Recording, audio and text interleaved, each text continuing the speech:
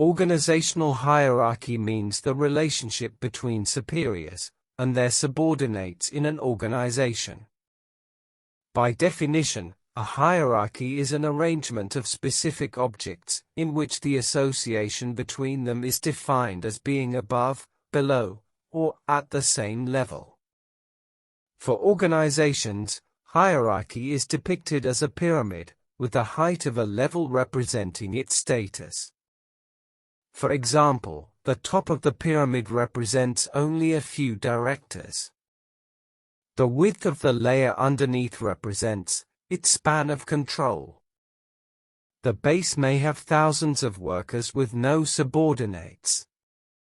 Most organizations, public or private, are structured in this manner.